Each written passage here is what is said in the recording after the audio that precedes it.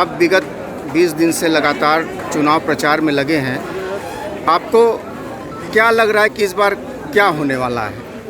बहुत अच्छा लग रहा है, क्योंकि जब मैं पहले आया था 19 में तो बहुत लोग समर्थन में भी थे और कुछ लोग विरोध में भी थे, पर इस बार ऐसा नहीं है। इस बार पूरी आजमगढ़ की जनता जो है वो साथ में है और उसका कारण भी है। कारण ये है कि आजमगढ़ की जनता ने एक मौका दिया था अखिलेश यादव जी को, लेकिन वो 3 साल में छोड़ के चले गए बिना कुछ किए। अब 1.5 साल बचा है। अब 1.5 साल आजमगढ़ की जनता जो है वो हम लोग निवेदन किए हैं और उस निवेदन पे जनता ने विचार भी किया और जनता जो है तैयार हुई है कमल खिलाने के लिए। जैसा पिछली बार आप लोकसभा चुनाव अखिलेश यादव के अपोजिट लड़े, इस बार आपके सामने धर्मेंद्र यादव हैं जी। तो दोनों में आप क्या अंतर पा रहे हैं? बहुत अंतर है, ज़मीन आसमान का अंतर है। जब अखिलेश जी यहाँ से लड़ रहे थे तो जो यादव लोग थे वो एकदम मरने मारने को तैयार थे, मतलब बटन से ज़्यादा उनको लगता था कि एकदम लड़ाई कर लेंगे। पर इस बार ऐसा नहीं है। धर्मेंद्र यादव जी आए हैं तो इस बार यादव लोग खुद ही सब मेरे साथ आ गए। सब लोगों का कहना है कि अगर बार बार वहीं से यादव भेजेंगे तो यहाँ पूर्वांचल के लोग कहाँ जाएंगे। तो जैसा उनका वजह से अभी धर्मेंद्र यादव जी ने कहा कि वो भी तो बाहर से ही आए हैं। नहीं, धर्मेंद्र यादव जी को बताइएगा कि ये गाजीपुर मेरी माँ का घर है और यहाँ मेरी मौसी का घर है, मेरी बहन का घर है, मेरी बुआ का घर है।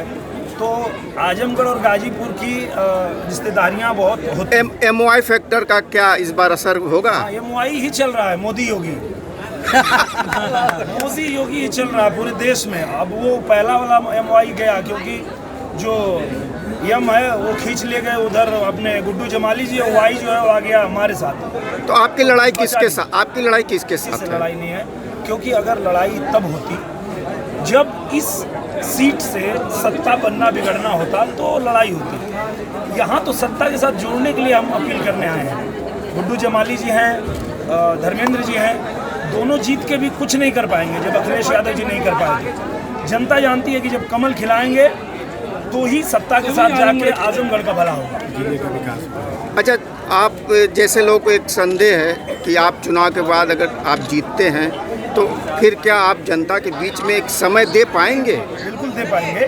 उसका कारण ये भी है कि इस बार जब दोबारा मुझे भेजा गया तो हमारे पूजनीय प्रधानमंत्री जी, हमारे मोदी जी और पूजनीय मुख्यमंत्री हमारे ये सर जो सरकार, केंद्र सरकार की सैनिकों के लिए एक योजना लाई गई अग्निपथ और अग्निवीर, उसको लेके पूरे देश भर में बड़ा आक्रोश दिखा। तो उसके लिए आप क्या कहना चाहेंगे? उसके लिए ऐसा क्यों हुआ? क्या लोगों तक वो संदेश सरकार नहीं पहुंचा पाई या किसी और साजिश का शिकार हो गया? ऐसा कुछ नहीं है। अगर देखिए, सरकार कोई भी काम करती है देश के भले के लिए करती है, देश के नागरिकों के भले के लिए करती है। फिर भी अगर किसी चीज़ का आपका विरोध है तो उसको आप अपनी बात रखिए, पर कहीं भी तोड़ फोड़ उपद्रव नहीं होना चाहिए। ये मैं अपने नौजवान भाइयों से अपील करता हूँ कि आप कहीं भी तोड़ फोड़ इस तरह की घटना मत करिए, क्योंकि अब जो है कहीं भी तोड़ फोड़ हुई, कुछ घटना हुई तो बिना पुलिस का सर्टिफिकेट लिए कि आप किसी भी तोड़ फोड़ में या इस तरह के उपद्रव में शामिल नहीं थे तो ही आप सेना में भर्ती हो पाएंगे, वरना आप सेना में कभी जीवन में नहीं जा पाएंगे। क्या इसमें कोई साजिश है इस पूरे उपद्रव के पीछे? जो उपद्रव हो रहा है, जी जी जी, निश्चित रूप से देखिए, हमारा जो विपक्ष है, विपक्ष हमारा इतना ज़्यादा मतलब गिरी हुई हरकत करता है कि जब देश जूझ रहा था कोरोना से, प्रधानमंत्री नरेंद्र मोदी जी ने अपने देश के वैज्ञानिकों के बदौलत जब वैक्सीन बन गया और फ्री वैक्सीन सबको बांटने लगे तो हमारा विपक्ष कहने लगा कि ये भाजपा का वैक्सीन है, मत लगवाओ। उसके खिलाफ दुष्प्रचार करने लगे।